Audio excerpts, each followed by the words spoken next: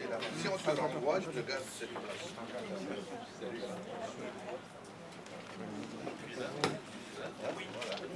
Toi, tu restes là. Mais non, c'est toi qui remplaces le ministre.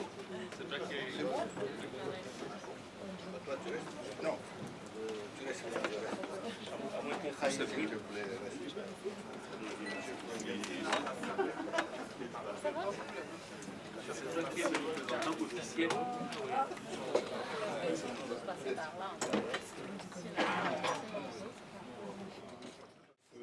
Monsieur le ministre, Excellences, Messieurs les ambassadeurs, chers confrères journalistes, les mots me manquent pour dire la satisfaction qui est la nôtre. Vous autres qui avez sacrifié votre temps pour participer à cet événement exceptionnel, que je m'en vais prier l'ambassadeur Philippe Taradugo de bien vouloir nous dérouler.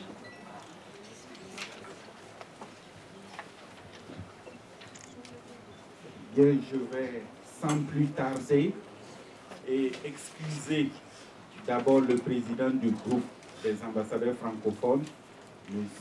Nelson Messom, qui est en ce moment à l'Assemblée générale et au moment où nous vous parlons, le président de la République gabonaise est en train de s'adresser à l'Assemblée générale. Après le président du Gabon, nous aurons le président de la République démocratique du Congo au même moment. Alors, ils vont nous rejoindre, mais d'ores et déjà, nous avons voulu commencer pour ne pas vous faire attendre. Alors, je voudrais aussi saluer la présence de l'ambassadeur du Cap-Vert, l'ambassadeur Lima, qui va donc officier au nom de son collègue du Gabon, l'ambassadeur du Tchad, qui est là pour nous accompagner, et surtout dire que cet après-midi, nous avons le lancement du centre virtuel de la presse francophone. Je salue donc la présence de Stéphane Dujarric, donc du secrétariat des Nations Unies, qui nous a soutenus dans cette démarche, et sans plus tarder, expliquer ce qu'est le centre de la presse francophone, ça va être un euphémisme. C'est pour cela que nous avons dit, voilà le programme du jour, on va parler du 14e sommet et des points nœuds concernant donc la francophonie à la 67e session. Je voudrais donc saluer avec beaucoup de gratitude la première dame du Burkina, Madame Chantal Compaoré, qui est l'ambassadrice de bonne volonté qui porte la préoccupation sur les mutilations génitales féminines. Et hier après-midi, il y a eu donc une discussion puisque une résolution est souhaitée pour cette session. Et donc, depuis plus d'une dizaine d'années, elle se bat avec les autres premières dames pour que l'on puisse ramener au centre des préoccupations du monde et ces violences, comme on dit, faites aux femmes. Donc je voudrais que vous l'acclamez.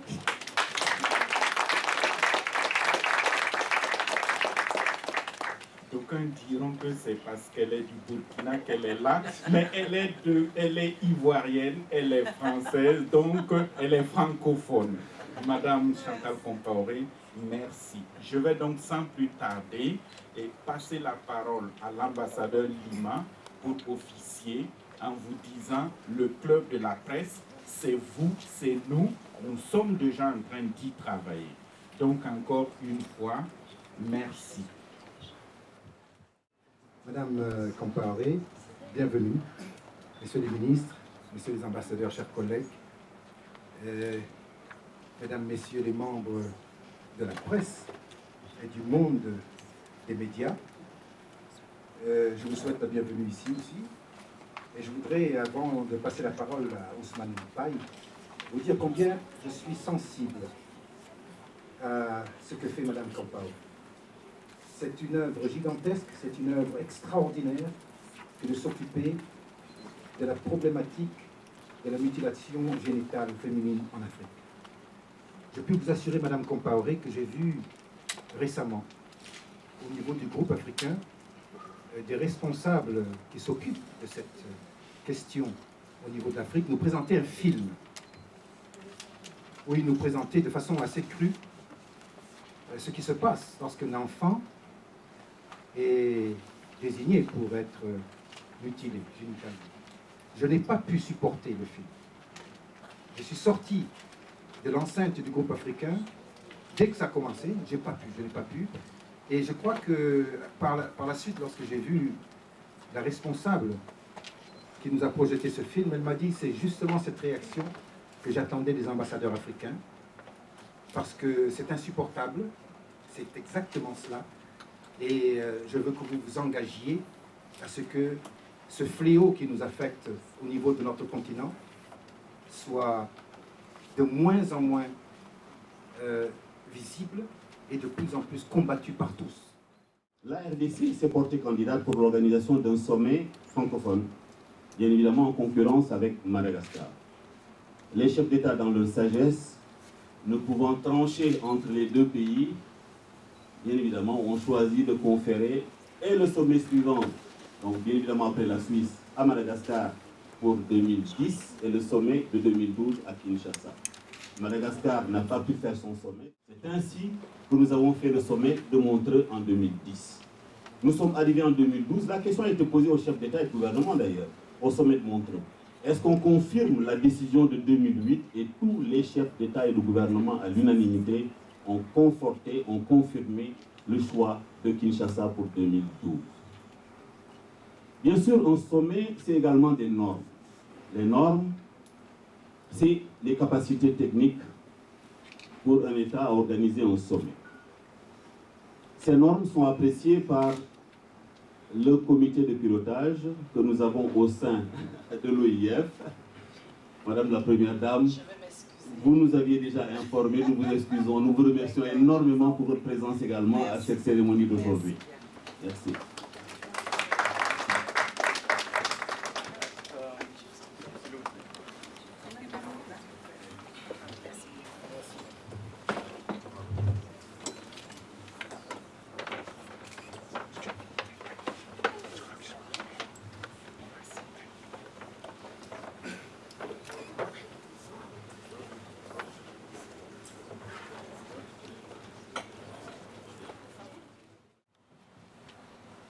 Bien, chers confrères, nous allons passer à une phase de questions-réponses. En attendant, donc, comme l'a précisé l'ambassadeur Sardego, que ces autres confrères arrivent.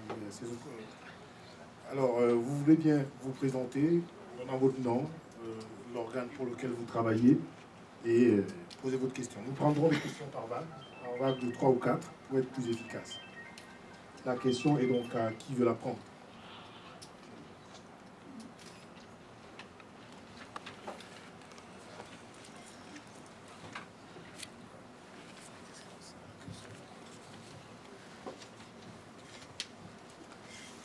Merci de m'accorder la parole.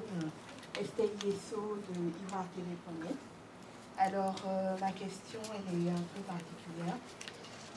Au titre 4 donc, de la préparation de la déclaration de Kinshasa, le thème sera donc langue française, diversité culturelle et éducation. Alors, est-ce que vous prendriez le soin de prendre... Il y a un problème que nous avons en Afrique de l'Ouest, je dirais, le français aujourd'hui, qui est la langue que nous avons en commun, certes, mais nous perdons aussi nos langues maternelles. Je parle de ça parce qu'on a parlé de diversité culturelle. Alors, est-ce que l'aspect sera porté sur comment maintenir donc ces langues maternelles sur le plan éducatif, donc créer un pont entre la langue française et donc les langues des différentes tribus? Merci. Une autre question?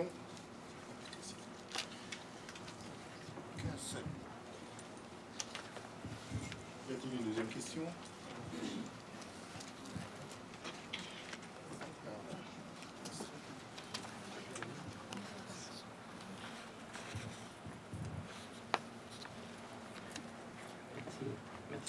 Président.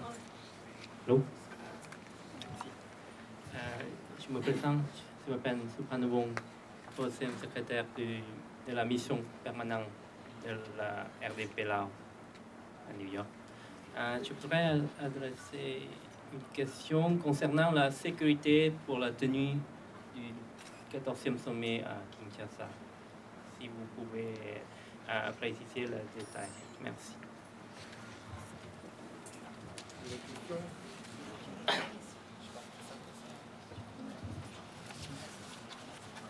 Moi, je viens de Washington, D.C. Je suis le chef de service de... Mon nom, c'est Adam Wolagam, je suis du Mali.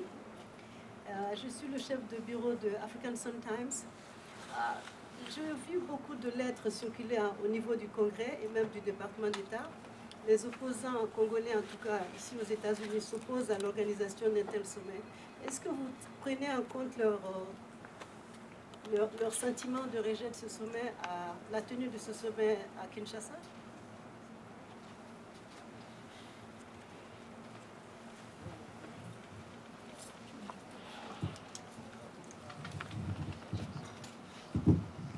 Et on considérera le premier tour comme levé.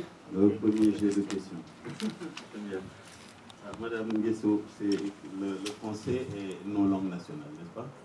Voilà. Je dois dire, comme disait tantôt Philippe Sawadogo, oui d'ailleurs, l'ambassadeur envié de la vieille de la francophonie, moi je suis diplomate de carrière, hein, mais malheureusement je suis tombé dans la soupe de la francophonie après une première sortie ici et là. Très tôt, en 1987, où nous étions dans le début des sommets francophones, et je sais qu'à cette époque, le problème de la cohabitation entre le français et les langues nationales était une question archi-prioritaire. Archi-prioritaire. Ce que je vous avoue là aujourd'hui, c'est que j'ai toujours un cri de cœur quand je parle de cette question-là, parce que croyant, comme le disait le président Senghor, que l'enfant installé dans sa langue nationale d'abord sur le plan de l'éducation confortablement s'ouvre beaucoup plus facilement à tous les vents de l'extérieur. Et je crois que les premiers, les pionniers dans la francophonie ont beaucoup cultivé cela, et l'ACCT de l'époque faisait énormément d'efforts concernant le soutien à la promotion des langues nationales et la cohabitation entre les langues nationales et le français. Aujourd'hui, pour être très franc avec vous, je suis assez déçu de ce qui se fait. Bien évidemment, j'entends souvent évoquer des problèmes de financement. Il n'y a plus de financement concernant la promotion des langues nationales. Mais je crois qu'il y a une volonté très ferme, en tout cas de l'administrateur qui gère la coordination de la coopération, sous l'impulsion du secrétaire général, à relancer ce secteur parce que c'est un secteur important. Et pour l'instant, je dois vous dire, comme vous d'ailleurs, que je suis assez déçu du traitement qui est fait des langues nationales par rapport à la langue française, qui est la langue majeure, c'est vrai, qui nous réunit, mais enfin, on ne peut pas en ignorer pour autant nos langues nationales. C'est très important. La sécurité dans le cadre du sommet. Vous savez, ici, beaucoup de pays très forts en matière de sécurité ont envoyé, pas leurs limiers, mais leurs inspecteurs sur place, aller visiter tous les sites qui sont réservés au sommet. De l'aéroport jusqu'à l'aéroport, bien évidemment en passant par les sites d'hébergement, par les salles prévues pour les cérémonies, les circuits empruntés par les chefs d'État et de gouvernement. Quand je sais que c'est des pays également qui sont très pointus en matière de sécurité, en matière de prévision aussi, les résultats qu'ils ont apportés me semblent assez rassurants. En tout cas, il n'y a pas d'inquiétude exprimée. Mais lorsqu'on organise un sommet, il y a toujours ce qu'on appelle les missions, bien évidemment, de sécurité, de protocole, etc., qui nous ont rapporté leurs conclusions, mais jusqu'à cet instant-là, il n'y a pas d'inquiétude. Alors, bien sûr, quand on parle de la RDC, on parle du Nord Kivu, avec ce qui s'y passe, qui défraie la chronique, matin, midi, soir. C'est très loin de la ville de Kinshasa. Nous sommes, je parle sous le contrôle de ceux qui connaissent la ville que moi, à quelques 2000-2500 km, en tout cas de Kinshasa. Moi qui suis allé à Kinshasa au moins 5-6 fois depuis le début de l'année, du Nord Kivu j'entends parler, comme vous également qui êtes ici à New York, ou ceux qui sont à Paris. Mais j'espère que aussi quand un pays prend la responsabilité d'organiser un sommet, dans la conscience aussi qu'il reçoit 75 rois, princes, chefs d'État et de gouvernement, 75 délégations, 3500 à 5000 personnes, bien évidemment, le pays s'organise en conséquence avec l'aide des autres pays amis de la France. Je sais bien que la France y aide, je sais que le Canada y aide, je sais que d'autres pays également très outillés en matière de sécurité aident à la préparation des sommets. En tout cas, moi qui étais co-organisateur du sommet de Dakar en 1989, je sais comment nous avons apprécié l'assistance que certains pays membres très forts en matière de sécurité nous ont apportée. Donc de ce côté-là, je ne doute pas que les mesures ont été prises comme il le faut. Adama, concernant les opposants congolais, vous avez peut-être vu quelques lettres. J'ai pu vous dire moi-même que j'en ai, je n'ose pas dire plusieurs dizaines, mais quelques centaines. Entre celles qui sont envoyées au secrétaire général de la francophonie, celles qui me sont envoyées à moi personnellement, qui me sont remises là-bas, qui sont remises à monsieur le délégué Paix, Démocratie, Droits de l'Homme. C'est pourquoi tantôt je préférais préempter en disant quels sont les arguments qui sont avancés. Certains disent, oui, le président est mal élu, vous apportez une caution à l'homme. À défaut, qui serait le président? Qui est élu à sa place?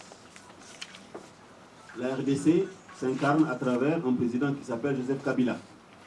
Ce que je sais aussi, dans la constitution du Parlement, toutes les sensibilités sont à l'Assemblée nationale. Toutes les sensibilités sont à l'Assemblée nationale. Même la première session d'ouverture a été présidée par un partisan de Étienne Tshisekedi, que j'ai rencontré. Ses partisans pareils, son fils Félix régulièrement, ça rentre, ça sort, avec une très grande ouverture, en disant, ça s'est mal passé, comprenez que c'était assez difficile, mais améliorons surtout. Donnons des gages pour un meilleur fonctionnement. Je crois que c'était un peu les exigences de certains partenaires, comme la France, comme le Canada, comme d'autres pays africains aussi, qui ont demandé à ce que, en perspective des prochaines élections de 2013 provinciales et régionales, il faut que le système et le fonctionnement soient améliorés. Et je suis convaincu que les services de monsieur le délégué, qui a toute l'expertise de la francophonie multinationale, va également y aider en mettant à disposition des experts qui viennent former, etc. Je disais dans une interview récemment d'ailleurs que la RDC, bien sûr, est un grand pays avec 300 ethnies, avec des centaines de langues locales, 80 millions d'habitants, comme je disais, dans cet espace géophysique, le plus grand pays d'Afrique, le plus grand pays francophone d'Afrique, pratiquement dans le cœur du continent. Un pays énorme. Je n'ose pas dire avec le plus jeune président d'Afrique d'ailleurs. A beaucoup à apporter à la francophonie en tant que pays membre, mais sûrement aussi a beaucoup à apprendre de beaucoup d'autres pays qui sont dans l'enceinte de la francophonie. Et comme nous avons aussi, à côté de la langue française, des valeurs en partage, je pense aussi que les responsables de la RDC font l'effort de partager les mêmes valeurs avec les autres pays que celles qui nous guident, notamment nos textes de référence, les déclarations également, qui sont le fondement de l'action politique et démocratique de la francophonie.